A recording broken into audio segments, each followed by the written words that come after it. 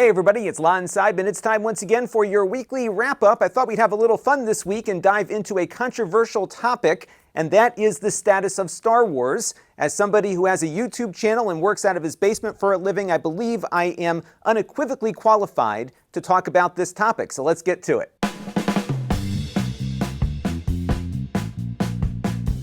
Now, what prompted this was the fact that I woke up on Sunday morning, had my morning coffee, and on Twitter, The Last Jedi was trending once again. The debate continues to rage about this film, and I just love the fact that people are still talking about it this many years after its release and all the things that happened after it, especially among Star Wars fandom. And I think the issue with The Last Jedi is kind of Disney's conundrum, which is serving fans versus general audiences. Let's take a look at what happened at the box office with the sequel trilogy. So, of course, the big deal was that Disney bought Lucasfilm for $4 billion or so, about $2 billion in cash and $2 billion in stock. That is basically George Lucas's retirement fund and probably the retirement fund for his great-great-great-grandchildren. And after Disney bought Lucasfilm, they started producing new Star Wars content, of course, and the first film they made was a sequel, sort of, to Return of the Jedi that brought in over $2 billion in box office sales worldwide.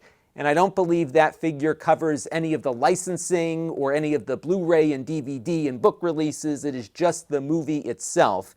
It was a blockbuster by every measurement. Now, when this movie first came out, I really liked it. I felt like it really was true to the original trilogy. It felt familiar. That was one of the criticisms that it got, that it didn't try to do anything different, although I think it had to set the stage to get these characters introduced, because that was the big risk, I think, of the sequel trilogy, was bringing in new characters and having those new characters be the lead in the sequel versus the characters that we were already familiar with. And I think that was probably one of the big mistakes that Disney made from the get-go here. But what was interesting was that on the night it released, I rented out a theater with a bunch of friends. We had about 180 people come. So everybody in the theater knew each other. So we were able to really chat as a big group as to what we felt about the film after we watched it.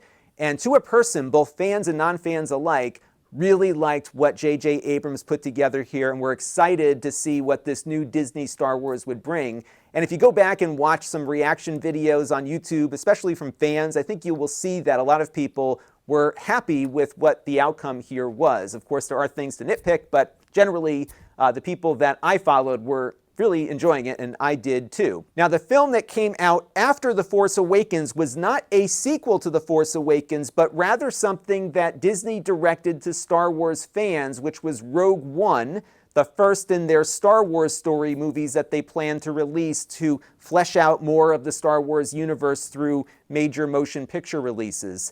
Now, it brought in over $1 billion worldwide in ticket sales, again, not accounting for Blu-rays and other things. But I don't think this did nearly as well as Lucasfilm expected, because remember, the last film brought in over $2 billion, and this one fell way short of that. And I did rent out the theater again for this film when it came out the following year. It basically released a year after The Force Awakens. And it was interesting, my focus group, my group of fans that came out along with the general audience that came out for my private showing, were really split on it. I think the fans loved it. I certainly loved it. But the general audience types were like, what did we just watch? Wasn't this supposed to be a sequel to the other one? There was some confusion about what this was. They didn't have enough Star Wars in their life to really know how this connected properly. They thought it was well done, but they didn't get it. And of course, the tone was darker. It was more of a war film than kind of a adventurous romp through the galaxy or whatever. And I think that reflected across the entire release here of the film, and that it brought in about half the ticket sales. And I think Lucasfilm, through Disney, thought they would do much better with this because of how much hunger there was among Star Wars fans to see more of this universe. But it clearly didn't do as well. And I bet you that this created some issues and controversies and debates within the back office there. Now, the next film in the series, of course, was the controversial Last Jedi, and it actually did better than Rogue One by a factor of about $300 million or so. And I'm sure this was less than what Lucasfilm and Disney were expecting to bring in on a sequel to the wildly successful Force Awakens. but some of the controversy among fans, I think, reduced that number significantly. There was less repeat watches by the fans, which I think contributed to The Force Awakens going over the $2 billion mark. This one turned off a lot of fans, and as a result, they saw the movie once and never went back again, and some have refused to watch it ever since. Now, I'm going to say something controversial here, in that I liked this movie, and still do. Not everything about it. I've got some criticism, which I will share with you in a second, but there was a lot to like here, at least for me. The first thing was that it was a very new and different story. Like I said, I really liked Rogue One, but there was a lot of familiarity and the same things going on. You've got a build-up, you got a big space battle, the good guys win, the bad guys live to fight another day, and it continues on from there. Very standard fare for Star Wars, nothing wrong with it, but this story was very different. It didn't feel like anything else that had come out in the Star Wars universe up until that point. I liked the cinematography of this one. I think this has probably got the best cinematography of the entire sequel trilogy. I love the choreography that went along with it, especially for the fight scenes. Just a great film visually to watch.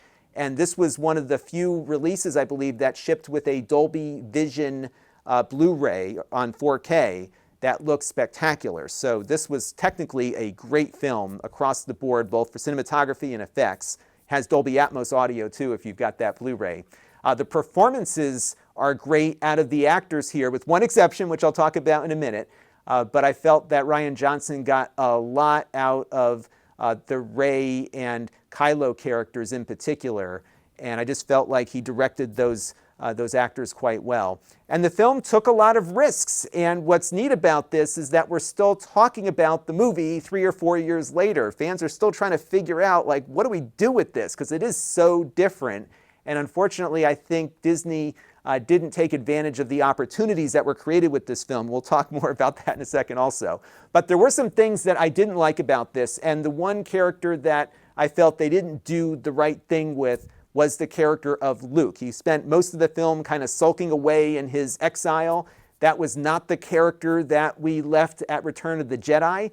I will say, though, at the end of the film, and this is kind of a spoiler, that they did redeem the Luke Skywalker character, and the way that he encounters Kylo Ren through that projection at the end of the film was probably the most Jedi way to approach a conflict in any of the films. It wasn't a brute force kind of attack with violence kind of thing. It was a very cerebral way to accomplish the mission without harming his nephew. And I felt like that was a great redemption of the character, but they didn't need to make him so weak throughout the whole film. And I think his lack of strength is what turned off so many. The other problem is that they had too many characters in this sequel trilogy, especially when it came to this film. To some degree, they kind of set Rian Johnson up for failure because he had to figure out a way to have a 2.5-hour or so movie that encompasses all of these characters and has some degree of character resolution for the legacies and growth for the other ones. And it was really hard, I think, for him to juggle all of this. And the same will be true of J.J. Abrams in the follow-up film as well. You had Luke, Leia, and Han. That's what people were coming to see. They got them, sort of, but then they had to also get Finn, Rey, and Poe developing their characters. And I think in the end, had they made the first 2 films in the trilogy with the new characters in supporting roles versus the leads, they could have resolved the legacy characters better. I think they could have solidified this new generation of Star Wars that way. And instead, they tried to do everything all at once. And in doing so, they really created challenges for the writing. And I also think they kind of ruined this storyline rolling forward. I don't think a Finn, Rey, and Poe movie will be all that successful because of all the things they had to do to try to get all of them crammed into the films during this trilogy. So what they did in the final film was they kind of retconned some things from this movie to make it easier to wrap up those storylines. They created a whole bunch of storylines that were probably not the intention when they first set out on this 3-movie project, and they ignored a lot of things from this movie too, including finding some resolution to Finn's character, and of course, Rose, one of the new characters they introduced, was completely ignored in this film. And one of the other problems I think that permeated across the entire sequel trilogy was that there was no consistency from one writer-director to the next. So JJ was going to start Rian Johnson was going to do the second film, and Colin Trevorrow was going to do the third film. But they fired Colin pretty much as production was getting close to beginning, and they brought JJ back on to try to patch together something that could try to save this trilogy. But there was never a plan for this story from the beginning.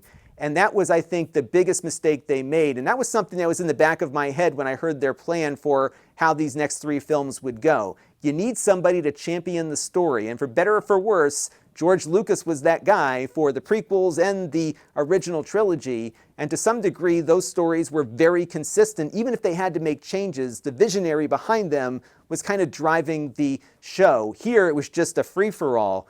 And what they ended up doing, in my opinion, with The Rise of Skywalker was trying to please everyone.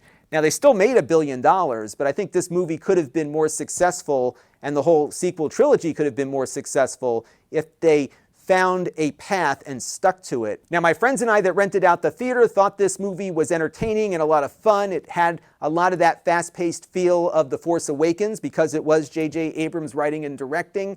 But the story felt like a patchwork. There was no love here. It was just like, let's see what we can do to get this thing finished and over with. And they also had some issues with the movie that came out prior to The Rise of Skywalker, which was Solo, that totally tanked at the box office.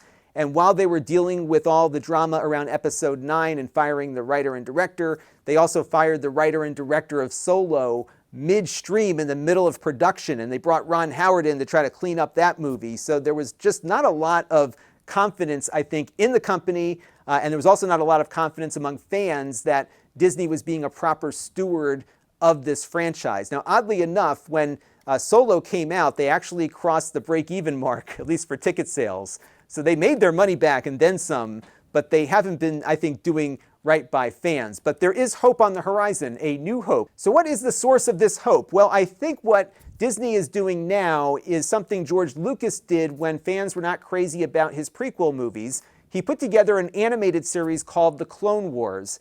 And I think this did a lot to get fans back on board with his vision for the prequels. The films were not great, I agree, but there was an underlying story here that needed to get fleshed out a bit more, and having a series that can run over many, many hours can help do that better than a feature film can. And I think if you go and ask fans about The Clone Wars, they'll largely say it's a great series, and I think that helped their impressions of the feature films too. Now, this ran for a number of years. They recently did a final season, so most of this takes place between episodes 2 and 3.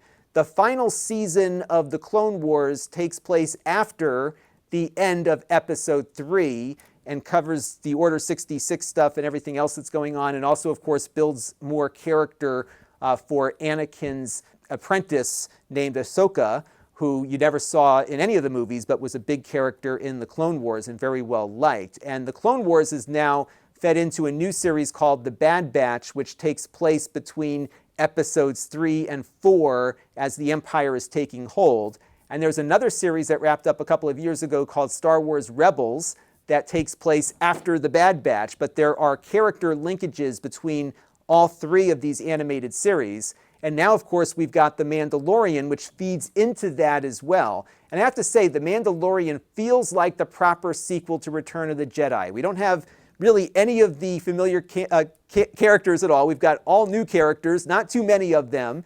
And this is something that I think really redeemed Disney for a lot of fans and regular audiences alike. It is an exceptionally well done series. When you look at the runtime for the 2 seasons that they've had of this so far, you're looking at about the same runtime as 2 or 3 feature films. So there's a lot of work that went into this. And this show really feels like what the sequel to Return of the Jedi should have been. And I have been loving this more so than anything else that Lucas or Disney came up with over the last 20 years. It is an exceptional effort. And if you like the original Star Wars and want something new, this is giving you both of those things. And because this has been so successful, Disney's focusing a lot now on new live-action TV shows. So they're going to have a Ben Kenobi show with the original actor from the prequel movies. They've got a Boba Fett show that I think is coming up next. They're going to follow Andor, who was a character in Rogue One, who was a spy for the early rebellion. and then they're going to give an entire show to Ahsoka that's coming up soon as well. And the creative force behind all of this is this guy, Dave Filoni, who Lucas hired to work on the original Clone Wars series. And he really became the apprentice to George Lucas after being hired. I think he really gets this whole mythology of what Star Wars is. And I think he knows how to channel what the fans are looking for in a way that doesn't turn off general audiences either. And I think that's why The Mandalorian has been so successful, in that even though it has multiple directors and multiple writers, he is kind of the driving story behind all of it. And because he's been with the company for so long, and because these animated shows are so deeply intertwined with the feature films, he provides the consistency that was lacking from the sequel trilogy. And I think that makes a huge difference here. And they were also very smart in that they had Jon Favreau come over to help with the visuals here, because Filoni is an animator and a storyteller. Favreau knows how to make a movie. And I think that combination between the two of them really paid off here quite well. And it shows through the work. And if you haven't watched it yet, if you have a Disney Plus subscription, check out the Disney Gallery. I think they've got a new episode coming up very soon with some behind the scenes of their most recent season finale. And you can hear Filoni talk about Star Wars and what drives it. And you can just sense he's got such a deep understanding of all of it. And that's why I am very hopeful for the future of Star Wars. We may not see all that much on the big screen, but what I'm seeing on the small screen, I like quite a bit, and I'm excited as to where Star Wars is headed finally. Now, of course, we'll have to see what this does for people's impressions of the sequel trilogy rolling forward here, but it's good to see that Disney finally found some footing with this franchise, and it needs to be, I think, in longer form storytelling like these streaming shows can provide. We'll see what happens, but I am excited to see what comes next. Now, this week's wrap-up is being brought to you by all of you. We have some super chatters to thank this week, including Carol Chermazinski, Grayson Petty, Eric's Variety Channel, and Mark Bollinger. They all contributed during one of my live streams the other day. And we also have some new supporters to thank, Pradeep Marugala and Matt Roon. I want to thank everyone who made a contribution this week and everyone who's been contributing on an ongoing basis, and all of you who watch on a regular basis too, even when I'm ranting about Star Wars, because all of those things equal channel growth.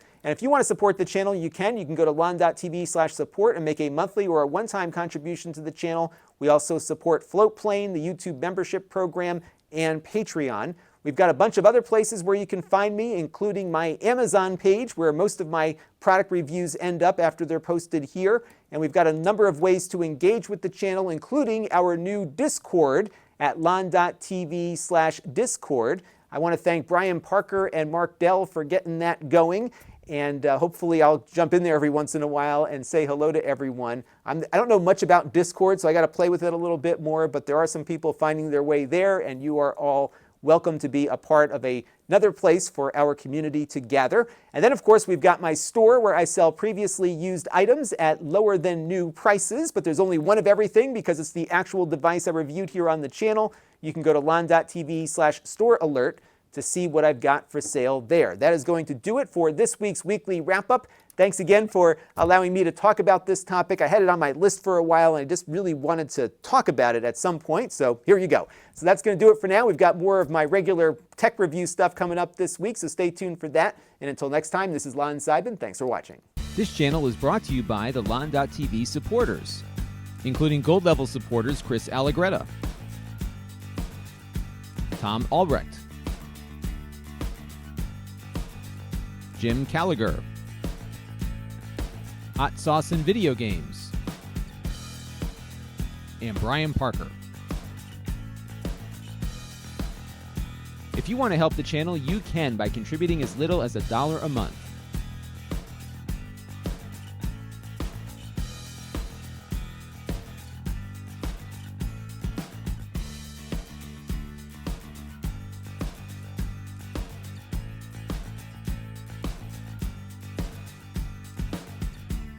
Head over to Lon.TV/support to learn more.